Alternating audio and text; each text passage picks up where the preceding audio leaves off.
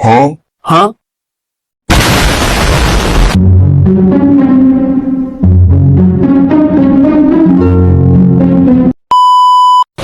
Assalamualaikum warahmatullahi wabarakatuh. Halo semua, perkenalkan nama saya Ega Nuliza Aziz dengan NIM 877532364 UPJJ Medan. Di sini saya akan membuat video praktikum IPA mengenai ciri-ciri makhluk hidup yang ada di sekitar tempat tinggal saya yang terdiri dari 5 tumbuhan dan 5 hewan.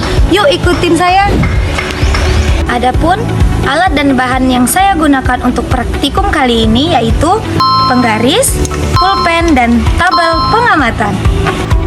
Yuk ikuti saya. Untuk ciri-ciri makhluk hidup pada tumbuhan ada mangga, sawo, jambu air, kedondong, dan bambu. Tumbuhan buah jambu air bereaksi terhadap intensitas cahaya. Jambu air juga bernapas selama di pohon. Buah jambu air adalah penampung nutrisi dan pertumbuhan ukuran yang sangat signifikan. Lalu terjadi perubahan pada bijinya sebagai alat reproduksi. Lanjut, buah sawo bereaksi terhadap hormon tumbuhan dan lingkungan. Contohnya, jika kulit buah tergores saat masih di pohon, ia akan mengeluarkan getah sebagai bentuk perlindungan diri. Buah sawo melakukan respirasi dengan mengambil oksigen dan melepas karbon dioksida.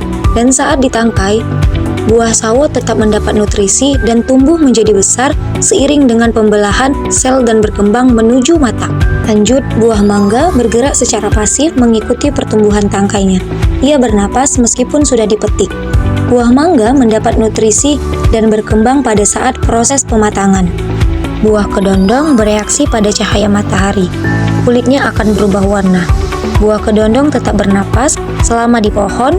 Buah menyerap sari, mengalami pertambahan volume pada setiap buah, dan berkembang membentuk biji yang berserat pada bagian dalam buah. Yang terakhir, bambu. Ujung rebung dan batang sangat cepat tumbuh menuju arah cahaya. Bambu juga bernapas melalui stomata dan lubang kecil. Bambu dapat menyerap air yang sangat banyak. Bambu adalah tumbuhan yang cepat tumbuh dan berkembang biak secara vegetatif dengan tumbuh tunas baru. Untuk ciri-ciri makhluk hidup pada hewan, ada kupu-kupu, belalang, capung, kelinci, dan kucing. Hewan kupu-kupu terbang dengan sayap, bernapas menggunakan trakea, memakan dedaunan, tumbuh dengan pesat, dan berkembang mengalami metamorfosis sempurna. Belalang bergerak melompat atau terbang menggunakan sayap, bernapas menggunakan trakea, memakan dedaunan, dan tumbuh besar mengalami pergantian kulit. Berkembang mengalami metamorfosis tidak sempurna. Capung terbang sangat cepat dan lincah dengan 2 pasang sayapnya. Bernapas menggunakan trakea. Capung merupakan pemangsa yang memakan serangga kecil lainnya. Ukuran tubuh membesar saat hidup di air. Berkembang mengalami metamorfosis tidak sempurna. Kelinci bergerak dominan dengan melompat menggunakan kaki belakang yang kuat. Bernapas menggunakan paru-paru seperti manusia dan kucing. Memerlukan makanan tumbuhan herbivora seperti wortel, rumput, dan sayuran. Mengalami pertumbuhan ukuran tubuh, panjang telinga, dan kepadatan bulu seiring bertambahnya usia. Berkembang biak dengan cara melahirkan atau vivipar setelah masa kehamilannya. Selanjutnya adalah kucing. Kucing bergerak dengan cara berjalan, berlari, dan melompat menggunakan 4 kaki. Bernapas menggunakan paru-paru, menghirup oksigen melalui hidung, memerlukan makanan atau karnivora, dan air untuk energi dan kesehatan tubuh. Dari anak kucing yang kecil dan buta, tumbuh menjadi kucing dewasa yang besar dan kuat. Berkembang biak dengan cara melahirkan atau vivipar. Baiklah teman-teman, tadi kita sudah bersama-sama menyaksikan dan mengamati ciri-ciri pada makhluk hidup yang terdiri dari 5 tumbuhan dan 5 hewan. Selanjutnya, di sini saya akan mengamati ciri pada tumbuhan yang saya ambil ada putri malu dan kacang hijau. Tujuan praktikum ini yang pertama, mengamati gerak sesmonasti dan niktinasti dari tumbuhan putri malu, serta mengamati gerak geotropisme negatif pada tumbuhan kacang hijau. Yuk ikuti saya! Lanjut, sekarang kita akan melakukan gerak sesmonasti pada tumbuhan putri malu dengan cara gerak halus, sedang, dan kasar. Yuk ikuti saya! Pada sentuhan halus ini, putri malu hanya menutup pada bagian yang disentuh saja, tidak pada bagian batangnya. Setelah itu, kita akan mengatur waktu berapa lama Putri Malu akan mekar kembali. Lanjut, Putri Malu mekar kembali seperti semula dengan waktu kurang lebih 5 menit 14 detik.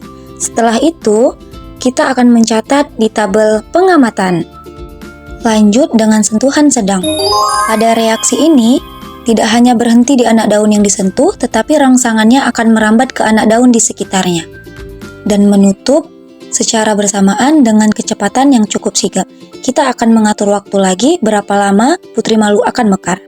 Mari kita lihat kembali Putri Malu mekar kembali dengan waktu kurang lebih 8 menit 7 detik. Lalu mencatat di tabel pengamatan. Yang terakhir, sentuhan kasar. Selain daun yang menutup, batang atau tangkai daun akan langsung merunduk atau terkulai lemas. Lanjut, kita akan mengatur waktu berapa lama Putri Malu akan mekar kembali. Mari kita lihat bersama-sama, Putri Malu mekar kembali seperti semula dengan waktu kurang lebih 11 menit 35 detik. Lanjut, catat dalam tabel pengamatan. Lanjut, sekarang kita akan mengamati gerak nip dinasti pada tumbuhan Putri Malu dengan label A, B, tabel pengamatan, dan kotak berwarna hitam. Yuk ikuti saya.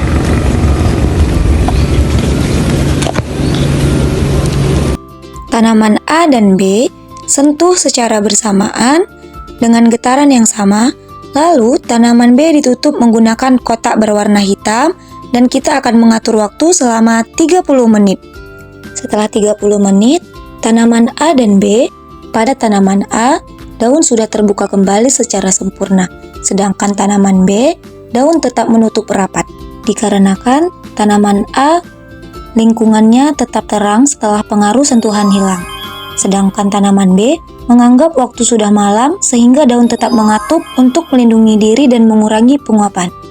Lanjut, sekarang kita ke praktek yang ketiga, yaitu tentang geotropisme negatif dengan tumbuhan kacang hijau. Yuk ikuti saya.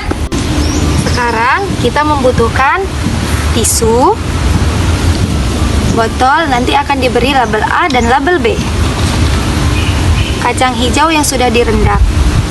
Lanjut, pada tahap ini, tisu dibasahkan lalu diletakkan ke dalam botol A dan B. Setelah itu, kacang hijau diletakkan di atas tisu yang sudah kita basahkan tadi. Lalu, kita akan menunggu kurang lebih 7 hari ke depan.